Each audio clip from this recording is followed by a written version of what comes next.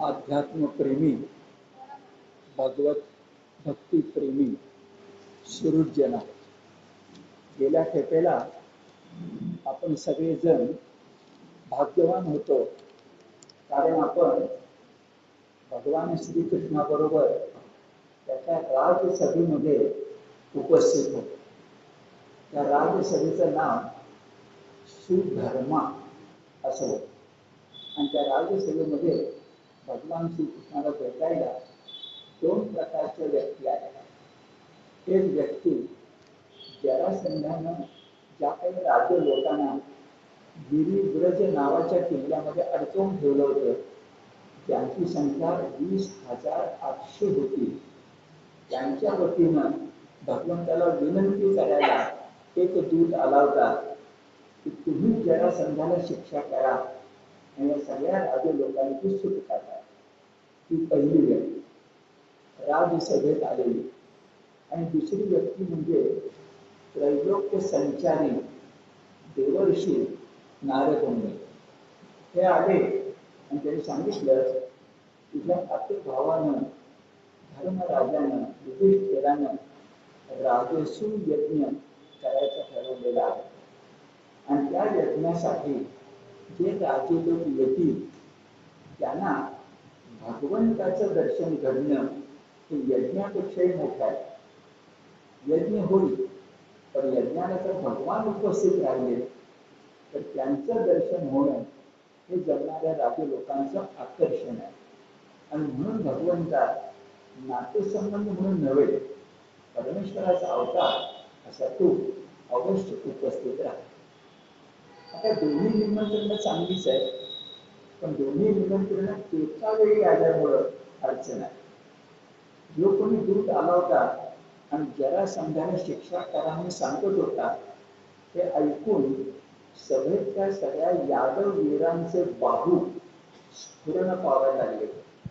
योद्धा जो असतो त्याचं असंच असतं, त्याला रणांगणाचं निमंत्रण किंवा काही मंत्रविवाहाचं निमंत्रण आहे असं वाटायला योद्धा असला तर.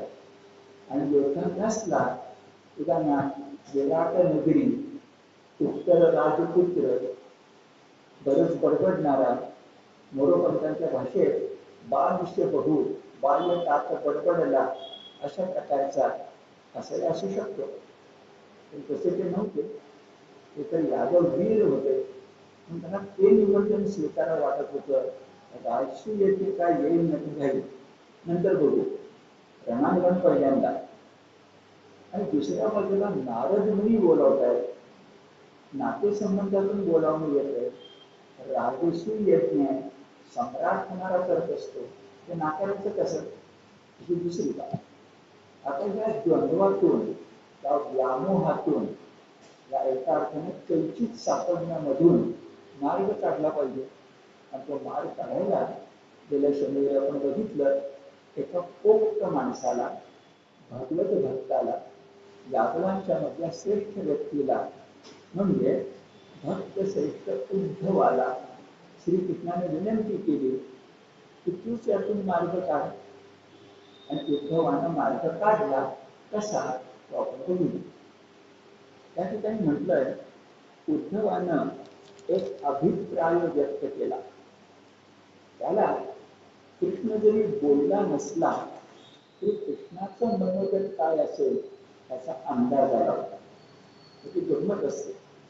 जो कोणी सभेचा प्रमुख माणूस असतो ना, त्यानं कधीच आपलं मत आधी देऊ नये.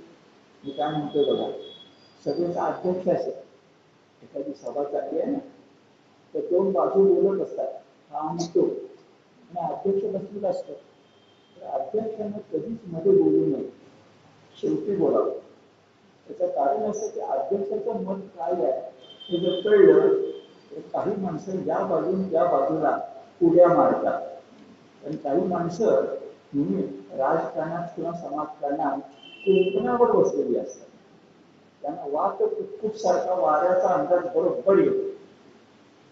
त्यानंतर तुमच्या लक्षात आलं आणि तुमचं उडी मारून ते पुढे जातात आणि अशी पदं मिळवतात की कष्ट करणारा माणूस मागच राहतो आणि त्याला वाकुल्या दाखवतात, तुम्ही तिथं आम्ही इथं. यासाठी प्रमुख माणसानं आपलं मत कधीच द्यायचं सुरुवातीला. कृष्ण हुशार आहे, कृष्ण काही बोललेलं नाही. उद्धवाला विचारलं, उद्धवाचं म्हणणं पटेल नाही तर न पटेल, पण आपलं मत सांगत नाही. उद्धव हुशार आहे. उद्धवानं सांगितलं, आपण असं करूया, आपण राजसी यज्ञाला जाऊया, राजसी यज्ञाला जाऊया आणि राजसी यज्ञामध्ये 4 दिशांना आपापले प्रतिनिधी पाठवले जातात. त्या प्रतिनिधी तिथल्या तिथल्या राजांना नामोहरम करायचं असतं, तर राजसी यज्ञ होतो. त्या 4 दिशापैकी एक दिशा जरासंधाची पकडूया आणि राजसी यज्ञाचं काम म्हणून जरासंधाचा पराभव. त्याची छान युक्ती आहे बघा. या दूताला काय पाहिजे होतं? जरासंधाला शिक्षा. मग जरासंधावर स्वतंत्रपणे मोहीम काढण्यापेक्षा, विचार करा, जरासंधावर स्वतंत्रपणे मोहीम काढण्यापेक्षा राजसी यज्ञाचा भाग मोहीम काढली, बिघडलं कुठं? पण उलट धर्मराजाला बरं वाटलं. तुम्ही बोलावलं, आला, 4 दिशापैकी एक दिशा पकडली, मदत केली, तर फारच छान आहे. उद्धवानं अशा प्रकारचा अभिप्राय व्यक्त केला आणि म्हणाला, उद्धवाचे शब्द बघा, जरासंधाचा वध केल्याने पांडवांनाही आनंद होणार आहे. जरासंधाचा वध केल्याने पांडवांनाही आनंद होणार आहे. त्या राजसी यज्ञामधला सगळ्यात मोठा काटा कुठला असेल तर जरासंध. त्याचं वर्णन स्वतः केले की त्याच्या स्वतःच्या अंगात 10,000 हत्तींचं बळ होतं. ती अतिशयोक्ती आहे, पण कल्पना येते आपल्याला.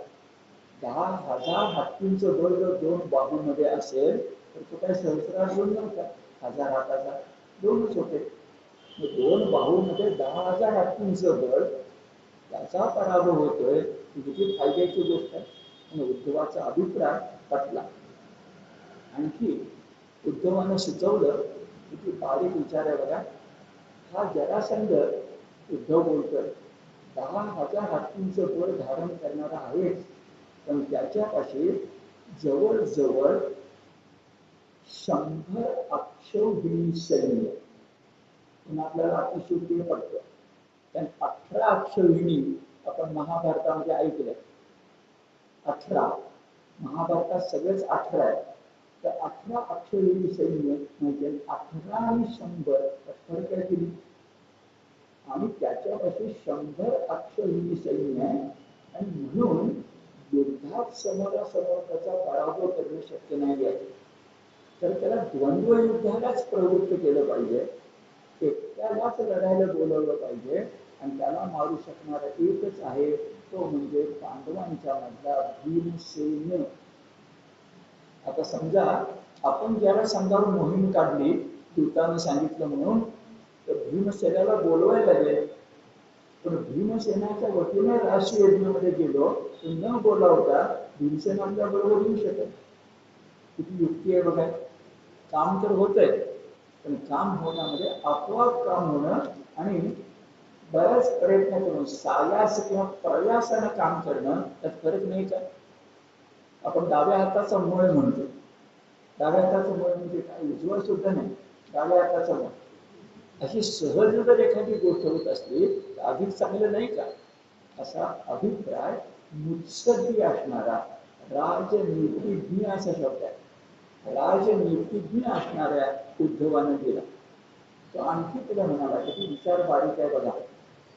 असं करूया, कृष्णा तू सगळं ते सांगतो, अर्जुनालाही बरोबर घे, भीमालाही बरोबर घे आणि असा तसा जरासंध द्वंद्व युद्धाला तयार होणार नाही. तो म्हणे नाहीशी का लागतात? 100 अक्षौहिणी सैन्य आहे ना, म्हणजे राजाने कशाला खर्ची पडायला पाहिजे असं म्हणेल ना. आपण असं करूया, उद्धव सांगतोय, या जरासंधाचे एक चांगली गोष्ट अशी आहे की त्याच्याकडे कोणी ऋषी मुनी काही मागायला गेले, याचना करायला, तर तो नाही म्हणत नाही. मग आपण ऋषी मुनींचा वेश करूया आणि याचना काय करायची, आता पुढे पण आत्ताच सांगतो, याचना काय करायची, जायचं म्हणायचं ओम भगवती भिक्षां देईल. समोरच्याला काय वाटतं, भिक्षा मागतो म्हणजे काय, धन द्रव्य पदार्थ गाई असं मागणार ना. नाही, आपण भिक्षा मागायची ऋषीच्या वेशामध्ये जाऊन भिक्षा मागायची द्वंद्व युद्धाची. आता जगात कोणी असली भिक्षा मागतो का, पण भिक्षा यासाठी मागायची तो ऋषी म्हणून तो नाही म्हणत नाही, त्याचे हात बांधले जातात. इतके सगळे डावपेस, काही थोडे कमी अथवा जास्त म्हटल्या उद्धव मुनींनी उद्धवानं श्रीकृष्णाला सांगितलं. आता भागवतकार तुमच्या माझ्या मनामध्ये भक्ती जागवतात. आज आपण बोललो गीता कर्मयोगासारखी आहे आणि भागवत भक्ती योगासारखी. मग भक्ती योगासारखं जर काही असेल तर भक्ती पण जागली पाहिजे. उद्धव कृष्णाची स्तुती करताना काय म्हणतोय, उद्धव कृष्णाची स्तुती करताना म्हणतोय, अरे हे बघ तू तर महाविष्णू आहेस, पण जगाचा विनाश करायचा असला तर तू शंकराला निमित्त मात्र करतोस. आता गीता पुन्हा विष्णू जगाचा नाश करतो, तर तो सकळ सत्ताधीश आहे ना, पण कुणाच्या नावावर आपण संहार घालतो, शंकराचा. बा कुणाच्या नावावर आपण जगाची उत्पत्ती घालतो, ब्रह्मदेवाची. स्तुती करताना उद्धव म्हणतोय, ज्याप्रमाणे ब्रह्मदेवाला निमित्त करून तू जगाची उत्पत्ती करतोस, शंकराला निमित्त करून जगाचा विनाश करतोस, तसं भीमसेनाला निमित्त करून तू जरासंधाला मार. इथं स्तुतीमध्ये भक्ती आहे आणि पुन्हा गीतेचा संदर्भ आहे, निमित्त मात्र भवसव्य साचिन. एक पक्क लक्षात ठेवायचं की भागवतकार व्यास भगवद्गीता मनामध्ये ठेवूनच भागवत गीता. म्हणून आपण गेली 2 वर्ष बघतो भगवद्गीता आणि सारी भागवत. मग असं तू निमित्त कर आणि जरासंधाचा वध होत जाईल आणि फार चांगली घटना घडेल. पुन्हा गीतेचा संदर्भ आहे. स्वच्छपणे भागवतकार इथं म्हणतात की राजसू यज्ञ सुद्धा एक यज्ञ आहे. निघायचा राजसू यज्ञ सुद्धा एक यज्ञ आहे आणि भगवद्गीता ही उपनिषदातून आली असल्यामुळं वेद वाङ्मय ज्या यज्ञाची स्तुती करतात तशी यज्ञाची स्तुती ज्याच्यामध्ये हिंसा आहे, ज्याच्यामध्ये नाही म्हणते ते काही विषमता सुद्धा डोकावू शकते, त्या यज्ञाची स्तुती उपनिषद करत नाही. तुम्ही थोडा अधिक सखोल अभ्यास करावा आणि विधान मी करून ठेवतो त्याच्यावर विचार करा. बौद्ध धर्माचे तत्व, जैन धर्माचे तत्व ही उपनिषदापेक्षा वेगळी नाही. मी काय विधान करतो ते लक्षामध्ये घ्या.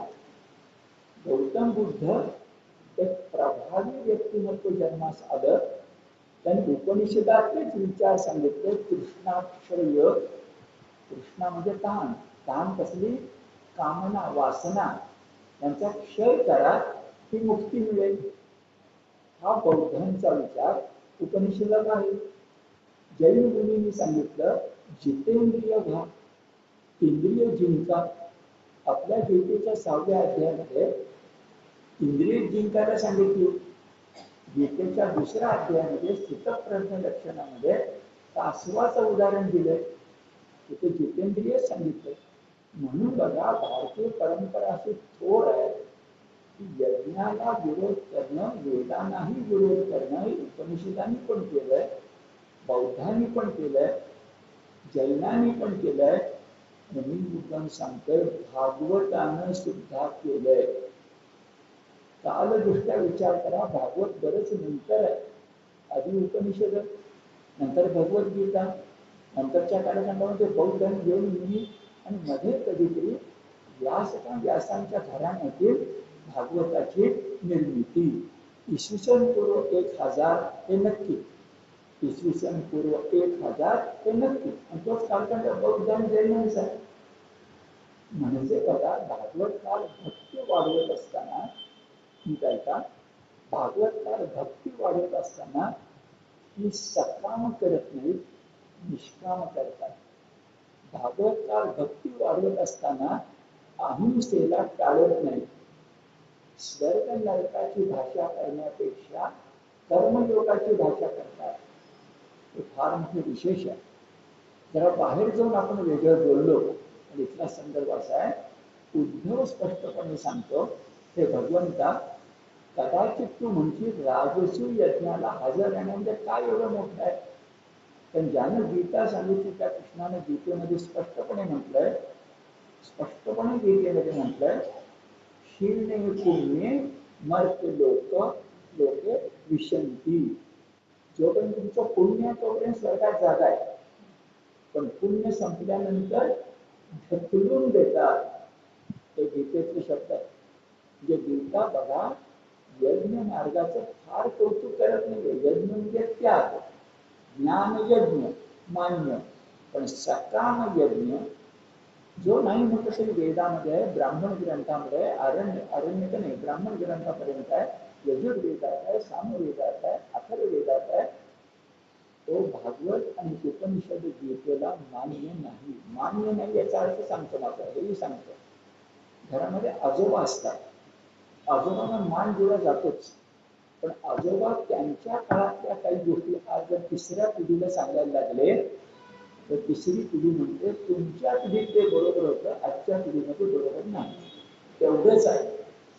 आजोबांना मान आहे, नमस्कार करतो, पण तंतोतंत तुमचं ऐकायचं म्हणतो तर आजोबांनी नातू एकच होती, एक नाही येते ध्यानात आलं तुमच्या. आता उद्धव म्हणतोय, राजसी यज्ञामध्ये भगवंता तू जा यासाठी, ऐका, राजसी यज्ञामध्ये यासाठी तू जा, यज्ञ म्हणून नव्हे, तर त्या यज्ञामध्ये दुष्टांचा नाश करता येतो म्हणून जा.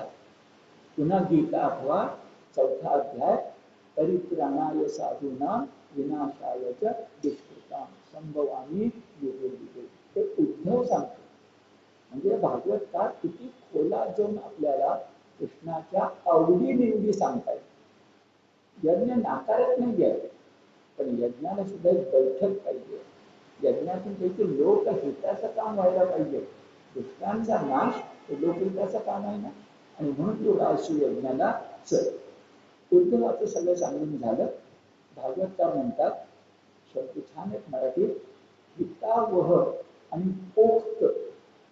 हितावह म्हणजे हिताला धरून, आणि पोक्त म्हणजे 4 पावसाळे पाहिलेला.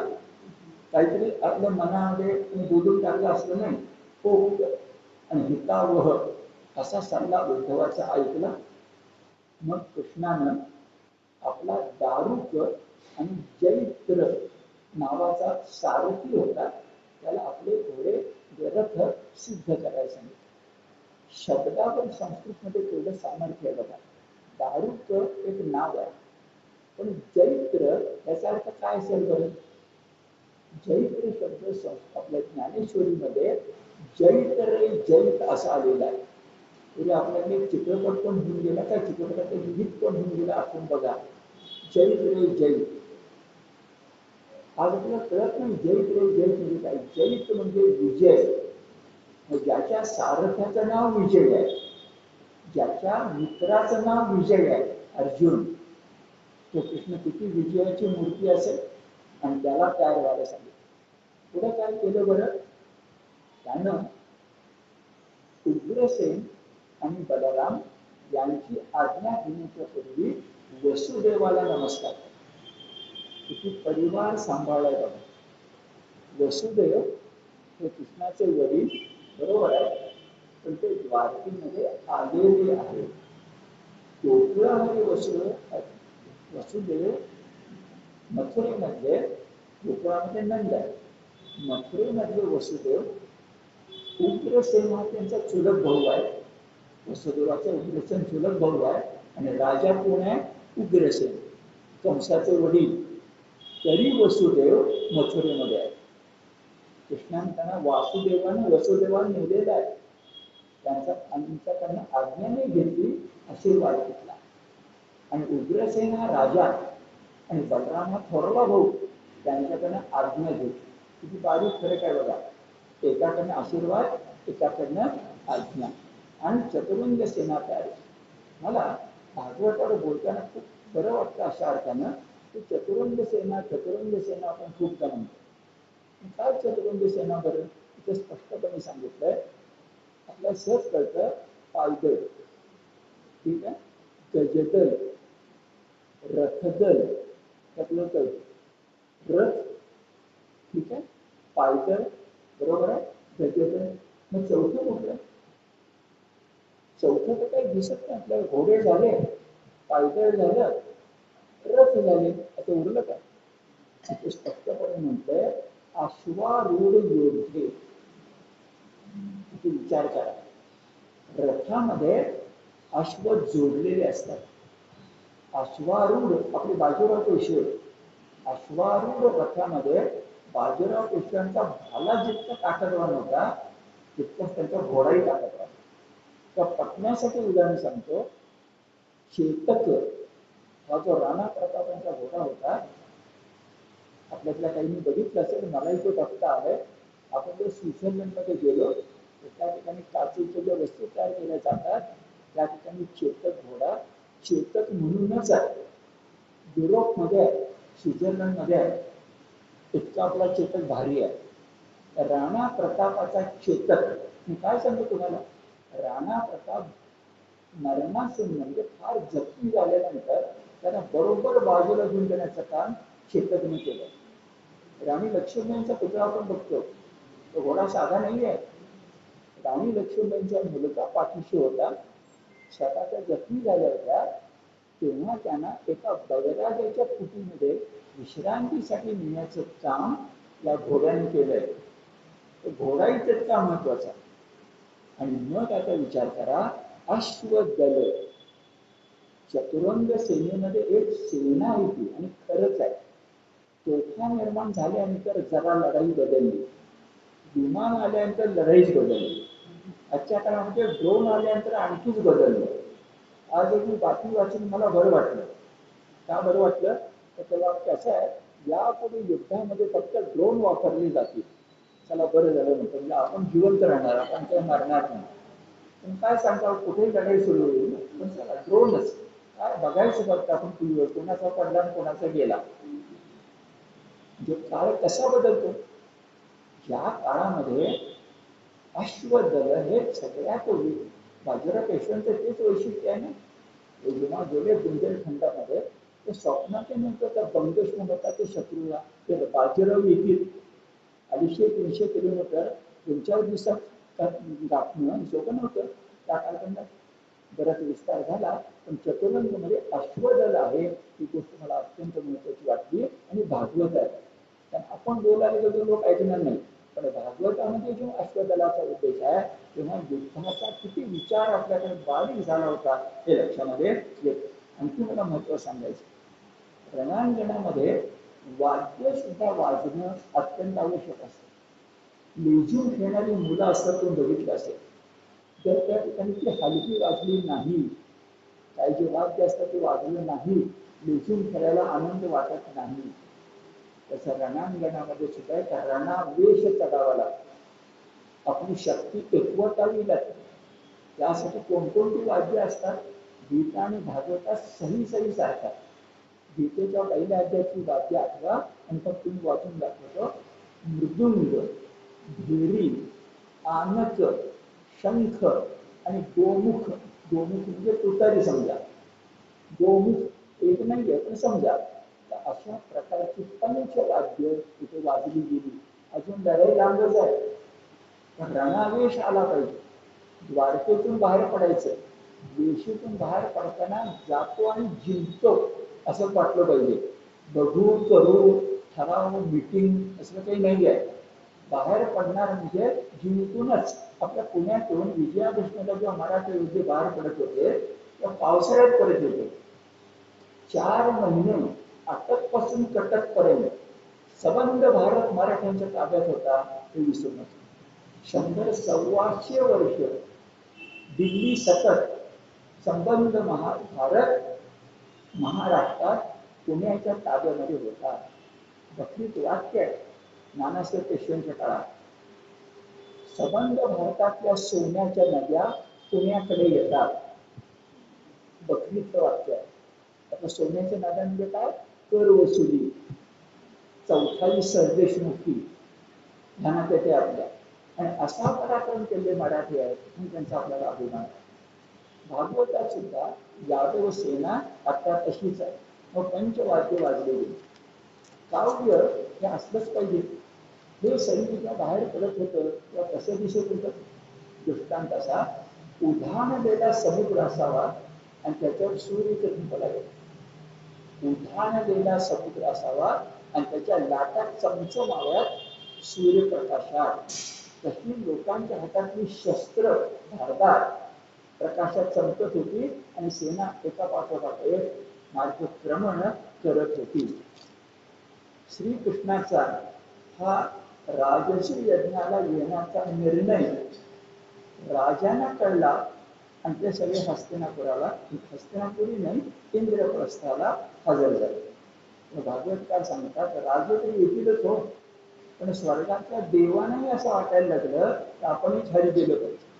देव असं खालीवर करत होते त्या कालखंडात. तर देवांनाही असं वाटलं की चला आता इंद्रप्रस्थाला गेलो पाहिजे, कारण देवांचा देव श्रीकृष्ण त्या ठिकाणी येणार आहे. भागवत पुराण हे एका अंगाने भूगोल असतं, ज्ञानकोश असतं. त्या कालखंडामध्ये या शाखा वेगवेगळ्या झालेल्या नव्हत्या. सगळं पद्यात, गद्यात नव्हतंच त्या कालखंडात. कारण आजचं प्रिंटिंग नव्हतं, सगळं पद्यात. अगदी आयुर्वेद सुद्धा पद्यात, औषध सुद्धा पद्यात. तसं पद्यामध्ये इथं भूगोलाची माहिती दिली. परवा पंतप्रधान आपले बोलताना म्हणाले अंग, वंग आणि कलिंग. ऐकताच मला इतका आनंद झाला की महारथी कर्ण अंगराज असं आपण म्हणत होतो. ते अंग म्हणजे बिहार, आत्ता आपल्याला कळलं पंतप्रधानांच्या बोलण्यात बंगालच्या विजयानंतर. ही नावं अत्यंत महत्वाची आहेत. अंग, वंग वंग आणि कलिंग म्हणजे ओरिसा. सम्राट अशोकाला कधी पश्चाताप झाला, कलिंग जिंकताना फार मोठं हानी झाली म्हणून. हे सगळे देश आपले होते, आपण इतके प्राचीन आहोत. आणि भागवतात उल्लेख आहे बघा, आनर्क, सौवीर, मरु. आता मरु म्हणजे राजस्थान, मरुभूमी. आनर्क, सौवीर, मरु, कुरु, नंतर मत्स्य आणि पांचाल. सगळी नावं महत्वाची आहेत. कारण द्रौपदी कोण? पांचाली. अर्जुन कुठे गेला होता? मत्स्य देशामध्ये. हे जर ध्यानामध्ये आपण घेतलं तर गावांची नावं असणं हे अत्यंत महत्वाचं. आणखी जरा बारीक विचार करायची इच्छा माझ्या मनात येते म्हणून सांगतो. आज आपण सहजवर्णन करताना काय म्हणून गावं, नगर आणि महानगर. सबंध देश म्हणजे काय? गावं, नगर आणि महानगर. मी तुम्हाला दाखवून देतो. भागवताच्या काळामध्ये नगर, राजधानी आणि दुसरा उल्लेख काय असावा? आश्चर्य वाटेल आपल्याला. तर भागवताच्या कृष्णाच्या काळामध्ये गवळी वाड्यांचा उल्लेख आहे. गवळी वाडा. गोधन किती मोठं होतं बघा. गावं मोजायची, नगर मोजायची, राजधानी मोजायची आणि गवळी वाडे सुद्धा मोजायचे. कारण तो प्रदेश जितका राजधानी नगर याने संपन्न पाहिजे तेवढाच तो गवळी वाड्याने सुद्धा संपन्न असला पाहिजे.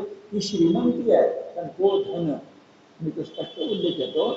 गावं ओलांडली, नगर ओलांडली, गवळी वाडे ओलांडले, खाणीचे प्रदेश. आपल्याकडे खाणकाम असलं पाहिजे. कोहिनूर, खाणीचे प्रदेश ओलांडले, नद्या ओलांडल्या आणि इंद्रप्रस्थाला येऊन पोचले.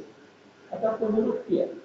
इंद्रप्रस्थाला राजधानीत आल्यानंतर कृष्णानं भीम आणि धर्मराजाला नमस्कार केला. अर्जुनाला आलिंगन दिलं आणि नकुल सहदेवानी कृष्णावर नमस्कार. नंतर तो कुंतीला भेटायला गेला. हे सगळं आपण पूर्वी बघितलंय. ते पुन्हा एकदा या ठिकाणी आलेलं दिसतं. कृष्णाचं स्वागत केलं गेलं.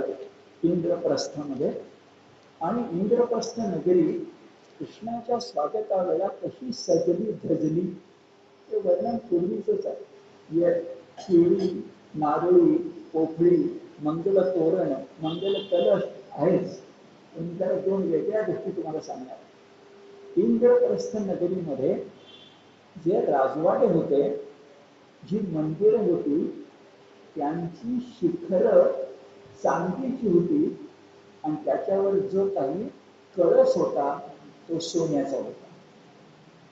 हे वर्णन सोन्याच्या द्वारकेचं संभवतं. पण मुद्दाम लक्षात घ्या, तेच वर्णन खांडव वन जाळून धृतराष्ट्रानं अर्ध राज्य म्हणजे कोसाड गाव दिलं असताना अर्जुनानं पराक्रमानं हस्तिनापुराशी स्पर्धा करेल असं इंद्रप्रस्थ उभारलं, ज्याच्यामध्ये रुपयाचे शिखर आहेत आणि कळस सोन्याचे. कृष्ण वाटेने निघाला तर लोकांना असं वाटायला लागलं, नुसतं कृष्णाचं दर्शन घेतलं तरी आपलं पाप क्षालन होतं. भागवतकार सांगतात, या परमात्म्याच्या दर्शनासाठी, किती वर्णन छान आहे बघा, परमात्म्याच्या दर्शनासाठी तपस्वी लोक तपश्चर्या करतात, योगी लोक योग करतात, धनवान माणसं दानधर्म करतात, सामान्य माणसं व्रतवैकल्य करतात. पण आम्ही किती भाग्यवान, म्हटलं काहीही न करता आज कृष्णाचं दर्शन आम्हाला होत आहे, असा विचार इंद्रप्रस्थ नगरीतल्या पौरजनांच्या मनामध्ये आला. असं वर्णन भागवतामध्ये या ठिकाणी दिसतं. देवाचाही देव बघायला मिळाला. मग कृष्ण आत्याला भेटायला गेला, कुंतीला. तिथे आणखीन एक छान उल्लेख होतो.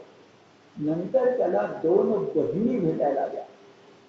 कृष्णाला इंद्रप्रस्थामध्ये दोन बहिणी भेटायला आल्या. भागवतात उल्लेख आहे, फार महत्व गेला. एक बहीण सहोदरा सुभद्रा, ती अर्जुनाची पत्नी आहे, राणी आहे, इंद्रप्रस्थात असणारच. पण दुसरी जी आहे ती द्रौपदी आहे आणि ती कृष्णाची सख्खी बहीण म्हणावं अशी बहीण आहे. कारण आपल्या सगळ्यांची चिंधी कविता माहिती आहे. आणि मग त्या सुभद्रेपेक्षा सुद्धा द्रौपदी का श्रेष्ठ ठरते हे लक्षात येतं. मला विशेष वाटतं की भागवतकार चुकत नाही. आत्या, आते भाऊ सगळ्यांना दर्शन झालं, तर बहिणी पण भेटायला आल्या तर सुभद्रा येईलच, द्रौपदी पण आली असा खास उल्लेख या ठिकाणी केलेला आपल्याला दिसतो. दुसऱ्या दिवशी राजसभा भरली.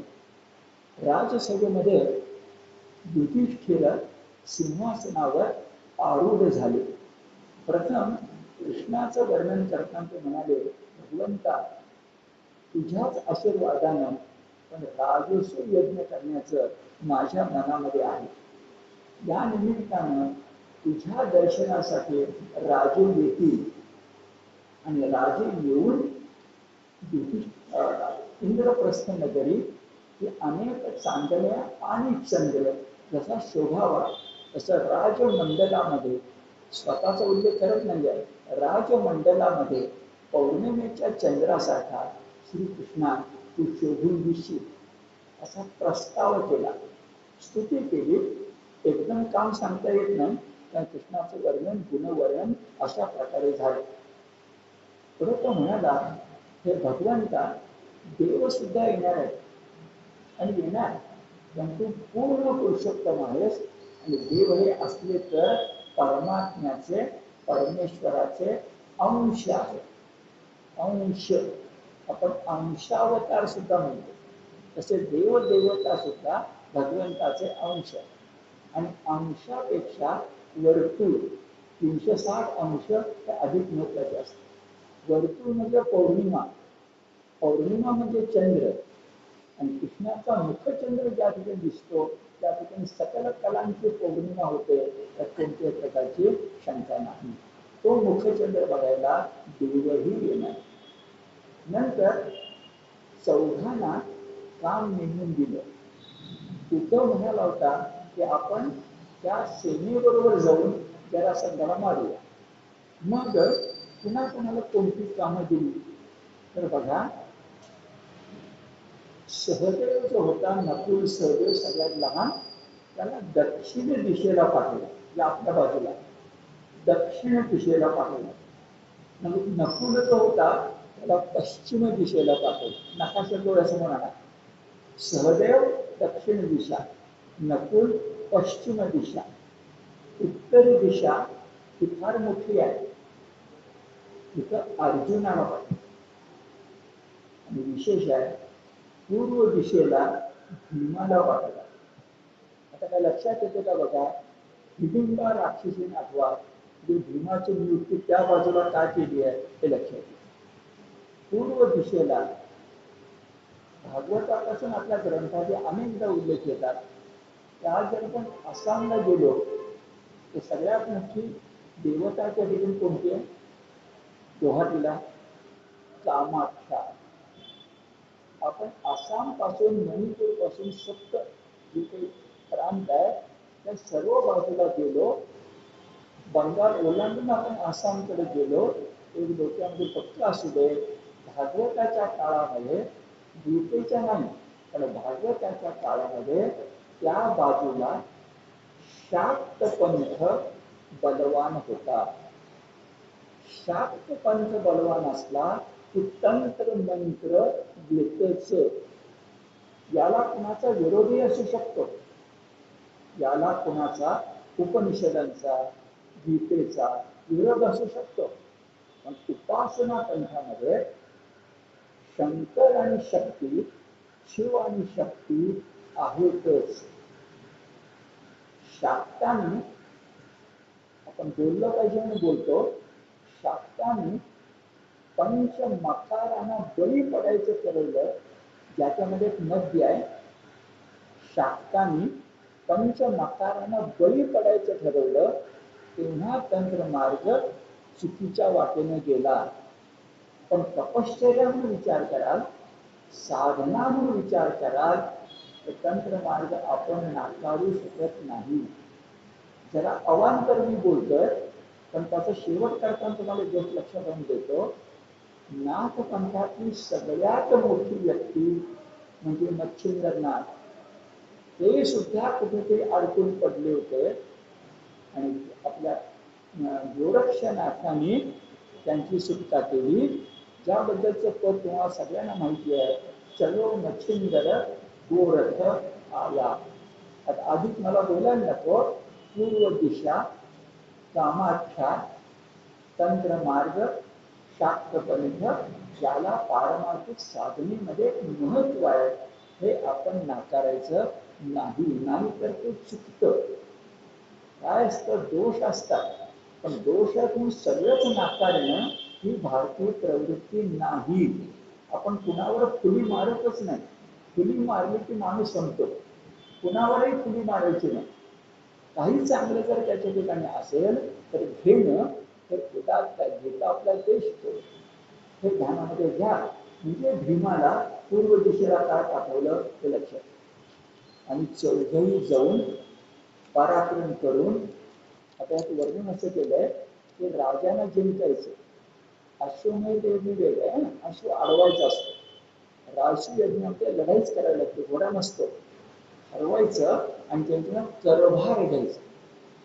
अश्वमेधामध्ये मला माना एवढंच असतं. राजसूय यज्ञामध्ये खूप खर्च असतो, तो लोकांच्याकडे वसूल करायचा असतो. आलं ना? अशा प्रकारे सगळीकडे जाऊन आले. आणि आश्चर्य म्हणजे जरासंधाला न हरवता अर्जुन परत आला. विचार, आता उद्धव काय म्हणाला होता ते आपल्या लक्षात. अर्जुन जरासंधाच्या 100 अक्षौहिणी सैन्याबरोबर लढू शकला नाही. जरासंध म्हणजे मगध, मगध म्हणजे बिहार, उत्तर प्रदेश वर आहे, तो नव्हे बिहार. त्याला वळसा घालून गेला असेल उत्तरेकडे, इकडे वळसा घातला असेल. आणि त्याला तसं करावंच लागतं, जो डोकं फोडून जायचं नसतं. परत आला आणि मग कृष्णाच्या लक्षामध्ये आलं. धर्मराजाने सांगितलं, चौघं परत आले, लढाई छान झाली, सगळे राजे आपल्याकडे नतमस्तक झाले. एक काटा उरलाय, बाभळीचा काटा वाय जरासंध. आता त्याचा काटा काढायला आम्ही तिघे जातो. युधिष्ठिराची परवानगी घेऊन पाचवी दिशा म्हणून, 4 दिशा झाल्या, पाचवी दिशा म्हणून मगधाच्या वाटेनं. तर जरासंध कसा कृष्णाचा पुरातन शत्रू, लक्षात घ्या. तर लढाई करायला जरा खुणखुण येते, फार जुना शत्रू आहे आपला म्हणून. तर जरासंध असला 27 वर्षात त्याची लढाई केली आहे, 27 वर्षात द्वारका गाठली आहे. आता त्याला मारलंच पाहिजे. अर्जुन, भीम आणि कृष्ण मुनीचा वेश घेऊन, ऋषींचा वेश घेऊन जरासंधाला भेटायला गेले. जरासंधाशी बोलताना म्हणाले, आता भागवतकार म्हटलं तर बोलणं, पण असे उल्लेख करतात की तुम्हाला मला मागचे 9 स्कंध डोळ्यापुढे उभे राहतात. मी आता एक यादी वाचून दाखवतो. दानधर्म करणारे कोण? बलिराजा आपल्याला माहिती आहे. बलिराजा फार मोठा दानशूर. पण इथं जरासंधाशी बोलताना 3 ऋषी सांगतायत, हे जरासंधा, आम्ही मागतो ते दान आम्हाला दे. तू ऋषी मुनींना विनमुख पाठवतच नाहीस, आणि तू जे दान देशील ना त्यामुळे तुझी कीर्ती किती वाढेल. आता यादी देतात, पण ती यादी वाचली तर 2रा स्कंध, 3रा स्कंध, 4था स्कंध आपल्या डोळ्यासमोर येतात. तुमच्या डोळ्यासमोर येतील. यादी बघा. हरिश्चंद्र, आपल्याला माहिती आहे राजा हरिश्चंद्र. हरिश्चंद्र नंतर नाव आहे रंती देव. ते मागे स्कंदामध्ये येऊन गेले. रवर अनुस्वार आहे, रंती देव. नंतर आहे शिबी राजा, येऊन गेला. नंतर आहे बळी, येऊन गेला. व्याध, हा शिवलीलामृत आपण ज्याला म्हणतो त्यामधला व्याध आहे. आणि पुढे 11 स्कंदामध्ये कपट येणार आहे, त्याचंही नाव या ठिकाणी. आणि विशेष गोष्ट अशी, एक असा ऋषी या ठिकाणी येणार आहे, त्याची कथा मागच्या स्कंदात निश्चिती आली आहे, म्हणजे उल्लेख आलाय, पण ती कथा फार महत्वाची आहे. ते म्हणजे मुद्गल ऋषी. मुद्गल पुराण कदाचित यांनी लिहिलेलं असेल. यांचं वैशिष्ट्य असं की ते असे तपस्वी होते की उंच वृत्तीनं जगत होते. उंच वृत्ती, उवर अनुस्वार, चला छ. काय उंच वृत्ती म्हणजे? ज्याला आपण खळं म्हणतो, तिथं मळणी झाल्यानंतर, पोटी घरोघर गेल्यानंतर, पक्ष्याने आपापलं धान्य खाल्ल्यानंतर जे काही धुळीमध्ये मिसळलेले कण असतात धान्याचे, ते वेचून आणायचे, त्याला उंच म्हणतात. आणि ते वेचून आणून तेवढ्यावर उदरनिर्वाह करायचे. मुद्गल ऋषी असे करत होते. पुढची गोष्ट सगळ्यांना माहिती, आठवा जरा. त्या मुद्गल ऋषींच्याकडे एकदा अतिथी म्हणून शिवशंकर जेवायला आला. मुद्गल, त्यांची पत्नी आणि 2 मुलं जेवलीच नाही. शंकराला वाढलं. शंकराने जेवताना सांगितलं, अजून माझं पोट भरलेलं नाही आहे. पुन्हा वाढलं.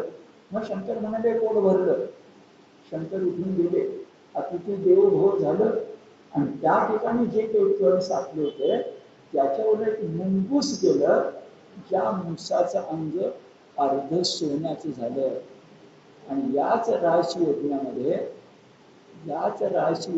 कारण शिशुपाल वर आत्ताच आहे, याच राशी यज्ञामध्ये तेच मुंगूस आलं होतं.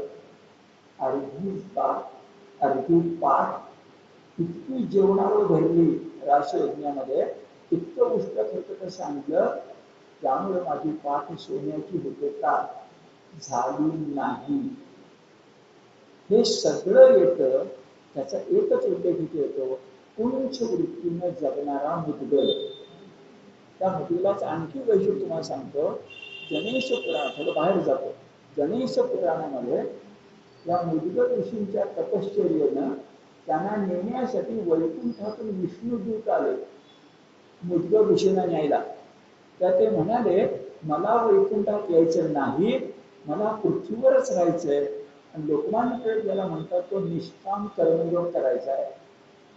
टिळकांच्या आधी कितीतरी वर्ष आपल्याकडे मुद्गल नावाचे ऋषी होऊन गेले की त्यांनी स्पष्टपणे सांगितले, पुराणात उल्लेख आहे की मला वैकुंठ नको, मला पृथ्वीच पाहिजे. कारण तिथे फक्त रसास्वाद, उपभोग आहे, तिथे कर्म आहे. खरं सांगू, रामकृष्ण सुद्धा देव होते ते खाली का आले? कर्मयोग म्हणून. परशुराम खाली का आला? कर्मयोग. कर्माची जादू त्याची छानच आहे. तर कर्मयोग हे तुम्ही आपल्या मुद्ग ऋषींनी मागून घेतलाय ते.